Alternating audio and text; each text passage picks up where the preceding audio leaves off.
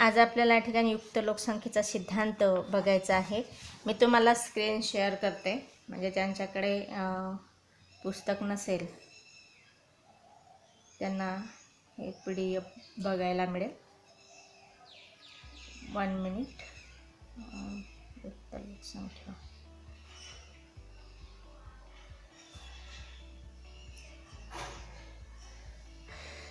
दिसत असेल सर्वांना. युक्त लोकसंख्येचा सिद्धांत दिसते ना. Optimum theory of population.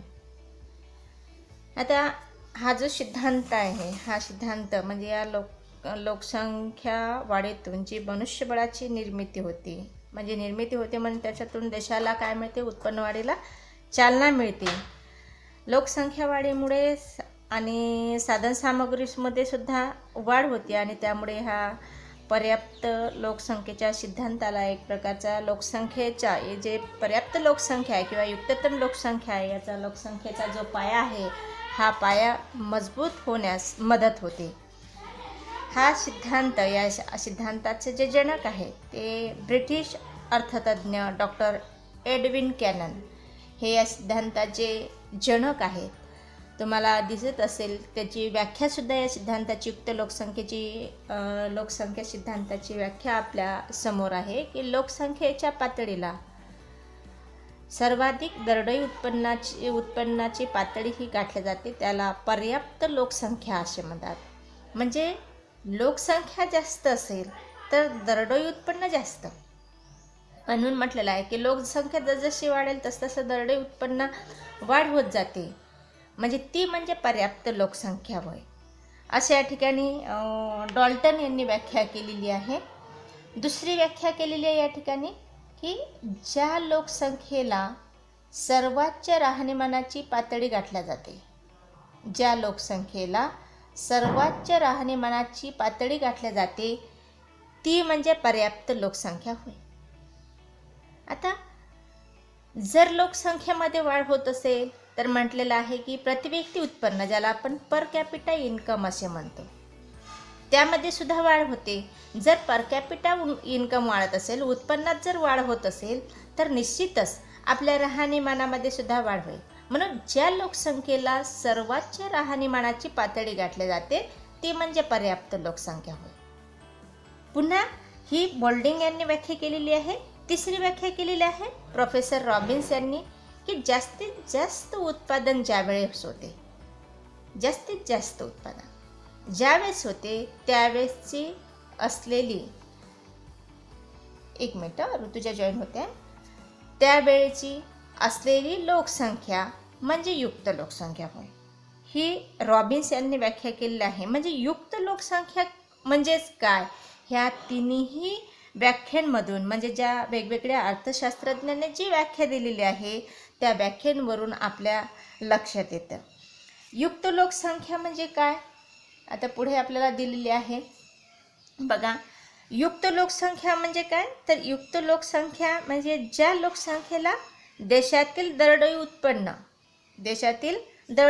ज्याला आपण पर कॅपिटा इन्कम जसं म्हणतो, त्याला आणि राहणीमान उच्च दर्जाचे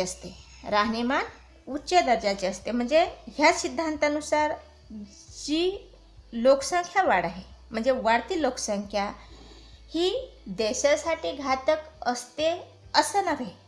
म्हणजे जसं माल्थसने म्हटलेलं आहे की वाढती लोकसंख्या ही देशासाठी घातक आहे, परंतु पर्याप्त लोकसंख्येच्या सिद्धांतामध्ये काय सांगितलेलं आहे की वाढती लोकसंख्या ही देशासाठी घातक राहत नाही, असं त्यांचा या ठिकाणी विचार प्रकट होताना आपल्याला दिसत आहे.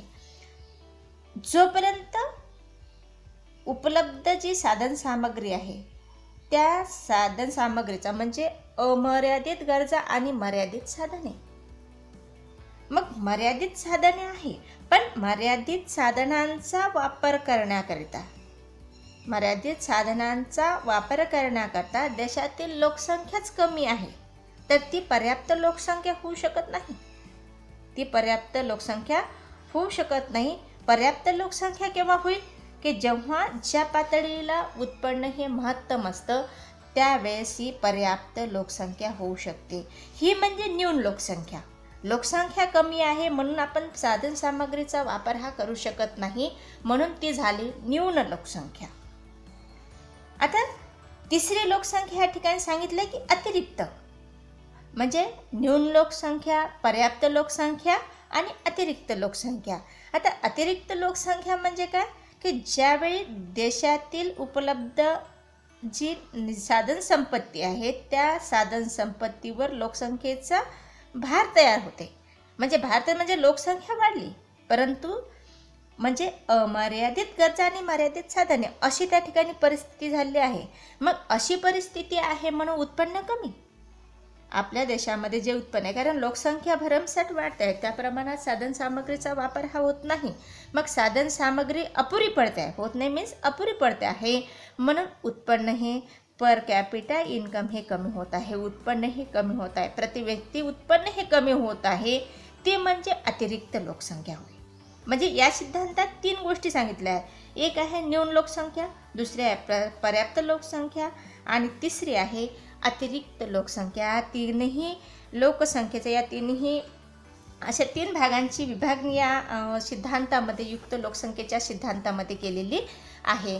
आता आपल्यासमोर आपण चार्ट दिलेला आहे. एक न्यून लोकसंख्या, दुसरा आहे पर्याप्त लोकसंख्या आणि तिसरा आहे अतिरिक्त लोकसंख्या. आता याच्यामध्ये एकूण लोकसंख्या या टेबलमध्ये आपल्याला दिसत आहे की एकूण लोकसंख्या, एकूण उत्पन्न आणि दरडोई उत्पन्न. आता एकूण लोकसंख्येमध्ये बघा तुम्ही, सुरुवातीला किती संख्या आहे, लोकसंख्या आहे 30 कोटी लोकसंख्या आहे. मग 30 कोटी लोकसंख्या ज्यावेळेस होते त्यावेळेस राष्ट्रीय उत्पन्न किती आहे, 4,500 कोटी रुपयाचं राष्ट्रीय उत्पन्न आहे. आणि त्यामुळे त्यांचं दरडोई उत्पन्न किती आहे, 150 रुपये एवढं दरडोई उत्पन्न आहे. लोकसंख्या वाढली. लोकसंख्या सुरुवातीला किती होती, 30 कोटी होती. आता लोकसंख्या ही 30 कोटीवरून 32 कोटी झाली, म्हणजे 2 कोटींनी वाढली. मग 32 कोटी झाली. त्याच्यानंतर पुन्हा ज्यावेळेस 32 कोटी लोकसंख्या झाली त्यावेळेस देशातील राष्ट्रीय उत्पन्नात सुद्धा आपल्याला वाढ झालेली दिसत आहे. 5,120 कोटी उत्पन्न एवढं या ठिकाणी राष्ट्रीय उत्पन्न झालेलं आहे. आणि इकडे दरडोई उत्पन्नात सुद्धा वाढ झालेली आपल्याला दिसत आहे, 160 रुपये दरडोई उत्पन्न. त्याच्यानंतर पुन्हा किती झाली आहे लोकसंख्या, पुन्हा 2 कोटींनी लोकसंख्या वाढलेली आहे. 32 कोटीवरून 34 कोटी लोकसंख्या झालेली आहे. पुन्हा जर आपण राष्ट्रीय उत्पन्नामध्ये बघितलं तर राष्ट्रीय उत्पन्न किती कोटी आहे, 5,780 कोटी आहे. आणि इकडे दरडोई उत्पन्नसुद्धा 170 रुपयांनी वाढलेलं आहे. म्हणजे या ठिकाणी आपल्याला लोकसंख्या काय दिसत आहे, लोकसंख्यासुद्धा वाढताना दिसत आहे. लोकसंख्यासुद्धा वाढताना दिसत आहे. तसतसे दरडोई उत्पन्नसुद्धा आपल्याला वाढताना दिसत आहे. म्हणजे अर्थात लोकसंख्या वाढीबरोबर दरडोई उत्पन्नामध्ये सुद्धा वाढ होताना आपल्याला या ठिकाणी दिसत आहे. आता यामध्ये पुन्हा लोकसंख्या 34 कोटीवरून 36 कोटी झाली. ज्यावेळेस लोकसंख्या 36 कोटी झाली त्यावेळेस एकूण उत्पन्नामध्ये कितीने वाढ झाली आहे, 6,300 कोटी रुपयांनी या ठिकाणी वाढ झालेली आपल्याला दिसून येते. तसेच राष्ट्रीय उत्पन्नसुद्धा किती आहे, 175 रुपये एवढे दरडोई उत्पन्न आहे. म्हणजे लोकसंख्येला या ठिकाणी आपल्याला दिसून येत आहे की ज्यावेळेस लोकसंख्या ही 36 कोटी होती त्यावेळेस दरडोई उत्पन्न हे सर्वाधिक होतं. हे म्हणजे काय, आपल्याला काय दिसतं आहे, दरडोई उत्पन्न सर्वात जास्त आहे. म्हणजेच ही म्हणजे पर्याप्त लोकसंख्या होय. म्हणजे लोकसंख्येमध्ये सुद्धा वाढ झालेली आहे आणि दरडोई उत्पन्नामध्ये सुद्धा वाढ झालेली आहे. ती म्हणजे पर्याप्त लोकसंख्या किंवा त्याला आपण युक्त लोकसंख्या असे म्हणतो.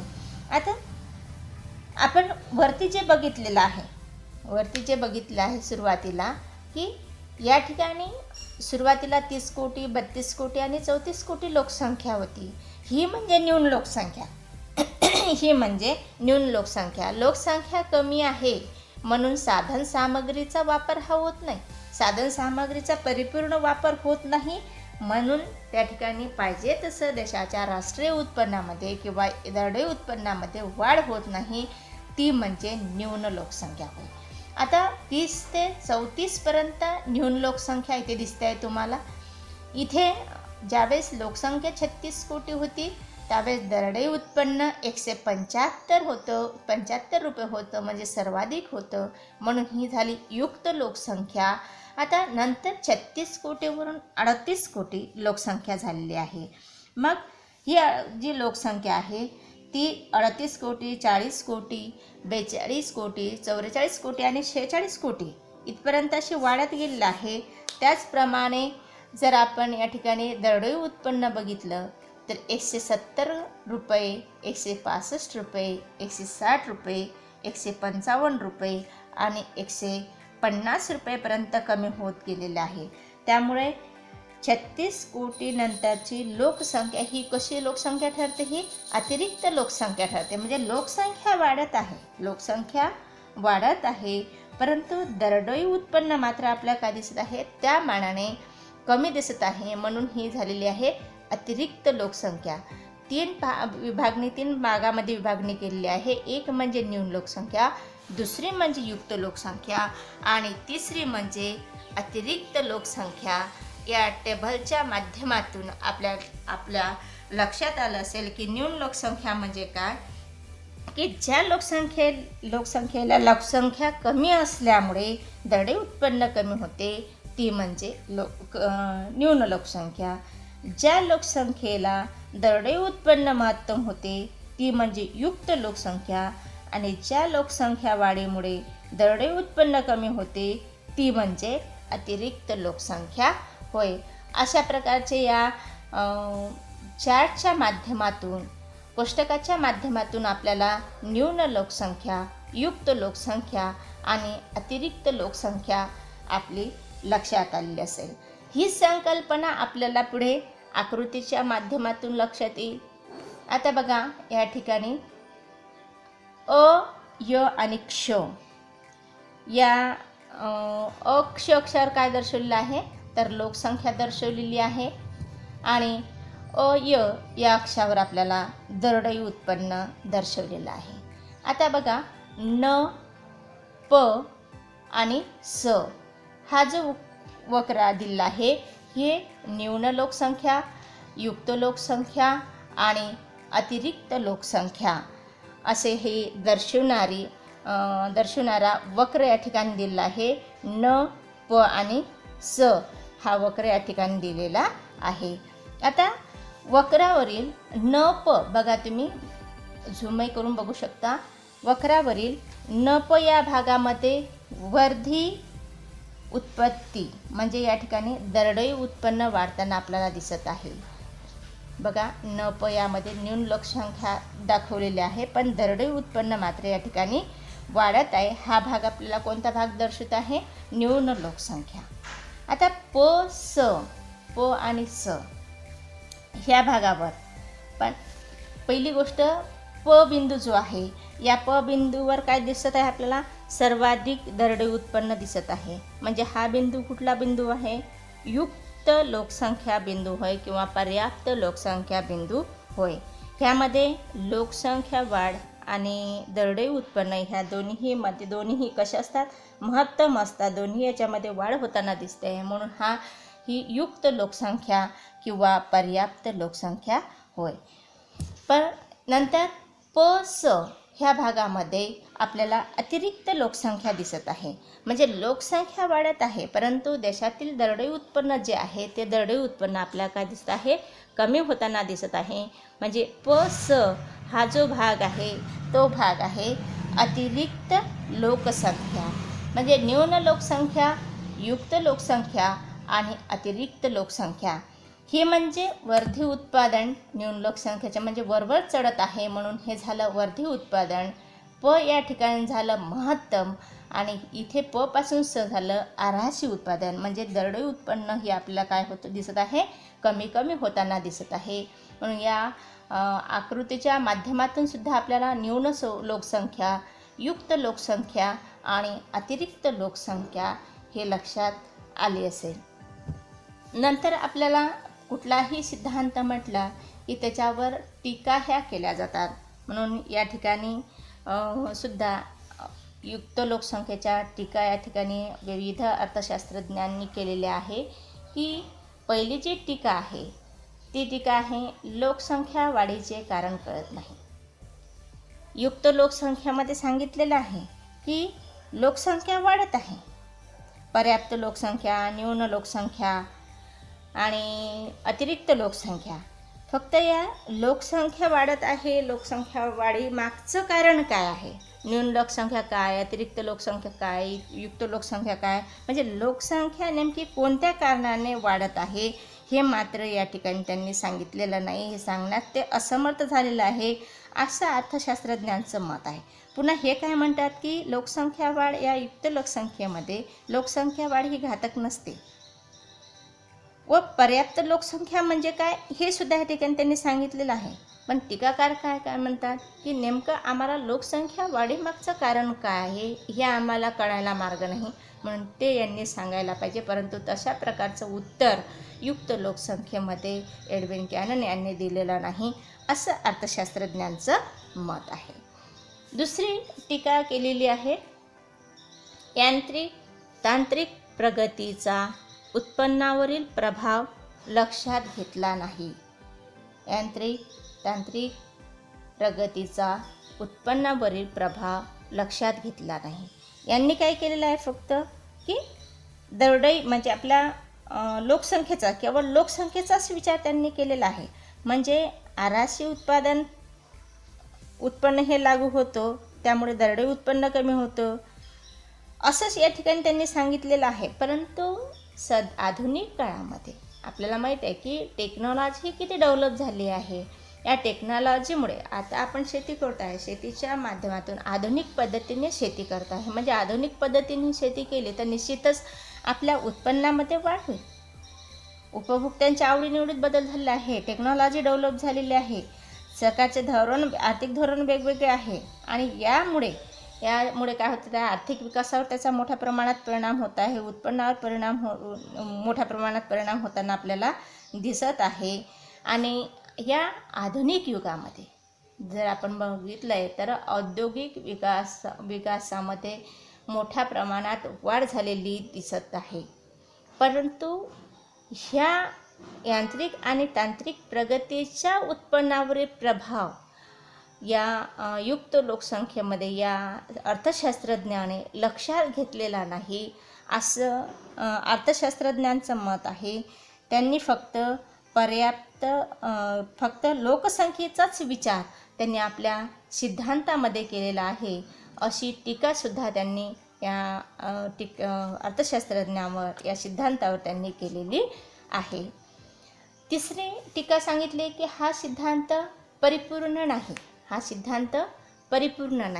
म्हणजे हा सिद्धांत परिपूर्ण नाही म्हणजे काय, की त्यांनी सांगितले की स्पष्ट उत्तर कशाचंच दिलेलं नाही, व्यवहाराचा या ठिकाणी विचारच केलेला नाही. हा संदिग्ध आहे, संकुचित आहे, म्हणजे परिपूर्णच नाही असं या सिद्धांतावर त्यांनी टीका केलेली आहे. मग जर यामध्ये व्यापाराचा विचार केला असता आणि लोकसंख्येचा विचार केला असता, यांत्रिक आणि टेक्नॉलॉजीचा विचार केला असता, आधुनिक युगाचा त्यांनी विचार केला असता तर हा सिद्धांत परिपूर्ण आहे असं त्यांनी म्हटलं असतं. परंतु हा सिद्धांत स्पष्ट नाही, व्यावहारिक नाही, संदिग्ध आहे. असं असल्यामुळे हा सिद्धांत परिपूर्ण नाही आणि परिपूर्ण नाही म्हणून फारसा त्याचा उपयोग होत नाही असं या ठिकाणी अर्थशास्त्रज्ञांनी, टीकाकारांनी म्हटलेलं आहे. नंतर सांगितलेलं आहे की उत्पन्नाच्या वितरणाकडे दुर्लक्ष करण्यात आलेलं आहे. टीकाकारांनी काय म्हटलेलं आहे की फक्त यांनी उत्पादन व उत्पन्न यावरच लक्ष दिलेलं आहे, परंतु उत्पन्नाचं वाटप, वितरण ह्याकडे मात्र त्यांनी दुर्लक्ष केलेलं आहे असं म्हटलं आहे. उत्पन्नाचा आपण म्हटलं आहे की भूमी, श्रम आणि भांडवल आणि संघटना यांना मिळणारा मोबदला याचं वितरण केलं जातं. त्यांनी कष्ट केल्यानंतर त्या कष्टाचं फळ आपल्याला मिळायला पाहिजे, त्याचं वितरण हे त्यांनी करायला पाहिजे. परंतु त्यांनी फक्त उत्पादन आणि उत्पादनाचे जे 4 घटक आहेत, त्या 4 घटकांना जो मोबदला मिळतो त्या मोबदल्याचा केवळ त्यांनी विचार केलेला आहे. फक्त उत्पन्नाचाच त्यांनी विचार केलेला आहे. त्यांना मिळणाऱ्या वितरणाकडे त्यांनी दुर्लक्ष केलेलं आहे, अशी सुद्धा त्यांच्यावर टीका ही करण्यात आलेली आहे. नंतर सांगितलं आहे की त्यांच्यावर पुन्हा एक टीका केली आहे की लोकसंख्येचा सामाजिक व राजकीय घटकाकडे पूर्णपणे दुर्लक्ष झालेलं आहे. म्हणजे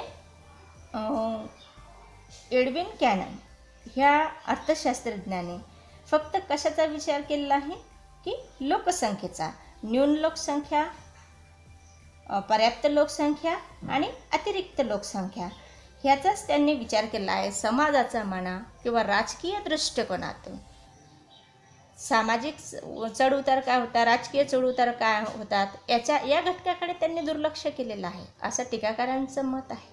फक्त त्यांनी केवळ लोकसंख्येचा विचार या ठिकाणी केलेला आहे की अतिरिक्त लोकसंख्या जी आहे ही देशासाठी फायद्याची ठरते. ज्यावेळेस आपल्यावर युद्धाचा प्रसंग येतो, एखाद्या वेळेस कुठलं मोठं संकट येतं, त्यावेळेस ह्या लोकसंख्येचा विचार हा केला जातो, असं एडविन कॅनन यांचं मत आहे. परंतु टीकाकारांनी असं म्हटलेलं आहे की त्यांनी सामाजिक आणि राजकीय घटकाकडे पूर्णतः दुर्लक्ष केलेलं आहे. फक्त त्यांनी केवळ लोकसंख्येचाच विचार, अतिरिक्त लोकसंख्येचा विचार त्यांनी या ठिकाणी केला आहे. कारण अतिरिक्त लोकसंख्या जी असते ती युद्धप्रसंगी देशाकरता गरजेची असते, असं एडविन कॅनन यांचं मत आहे. परंतु टीकाकारांनी टीका करताना सामाजिक आणि राजकीय घटकांकडे त्यांनी दुर्लक्ष केलं आहे, अशी टीकासुद्धा या सिद्धांतावर करण्यात आलेली आहे.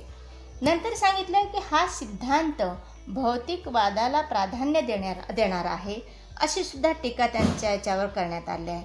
आता भौतिक आणि अभौतिक, भौतिक म्हणजे काय की जी डोळ्याने दिसणाऱ्या वस्तूचाच अभ्यास त्यांनी केलेला आहे. अभौतिक सिद्धांताचा अभौतिक याचा विचार त्यांनी केलेला नाही. म्हणून या सिद्धांतामध्ये उत्पादन आणि उत्पन्न वाढीलाच त्यांनी प्राधान्य दिलेलं आहे. म्हणजे भौतिकवादालाच प्राधान्य दिला, इतर सामाजिक आणि आर्थिक घटकाकडे त्यांनी दुर्लक्ष केलेलं आहे, असं या ठिकाणी टीकाकारांचं म्हणणं आहे. म्हणजे डोळ्याने दिसणाऱ्या वस्तू, मला फक्त माझ्या फॅमिलीचा विचार आहे, बाकी मला समाजाचा विचार करायचा नाही. बाकी इतर आर्थिक घटक जे आहे त्यांच्याकडे सुद्धा मी दुर्लक्ष केलेलं आहे. फक्त भौतिकवादाचा म्हणजे मी माझ्या फॅमिलीचाच विचार करतो आहे, असं याच्यावर सुद्धा त्यांनी टीका केलेली आहे. आणि शेवटची जी टीका आहे की युक्त लोकसंख्या सिद्धांताचे व्यावहारिक महत्त्व नाही. म्हणजे या ठिकाणी काय केलं आहे की देशाच्या बाबतीत जर आपण युक्त लोकसंख्येचा विचार केला तर पाहिजे तसा फायदा नाही, म्हणजे पाहिजे तसं उत्तर या ठिकाणी मिळालेलं नाही, असं सुद्धा टीकाकारांनी या ठिकाणी म्हटलेलं आहे. फक्त युक्त लोकसंख्येचे व्यावहारिक महत्त्व नाही, म्हणजे व्यवहारासाठी हा उपयुक्त नाही, असं टीकाकारांचं मत आहे. टीकाकार म्हणतात फक्त या ठिकाणी केवळ लोकसंख्येचाच विचार त्यांनी केलेला आहे. बाकी त्याचा परिणाम त्याचा समाजाशी निगडीत नाही, राजकीय दृष्टिकोनाशी निगडीत नाही किंवा आर्थिक दृष्टिकोनाशी निगडीत नाही, कुठल्याही दृष्टीशी ते निगडीत नाही. फक्त लोकसंख्येचाच त्यांनी विचार केलेला आहे. म्हणून व्यावहारिक दृष्टिकोनातून जर आपण विचार केला तर हा युक्त लोकसंख्येचा सिद्धांत व्यावहारिक दृष्टिकोनातून महत्त्वाचा नाही, अशी सुद्धा टीका या ठिकाणी टीकाकारांनी केलेली आहे. अशा प्रकारे युक्त लोकसंख्येचा सिद्धांत या ठिकाणी आपला संपलेला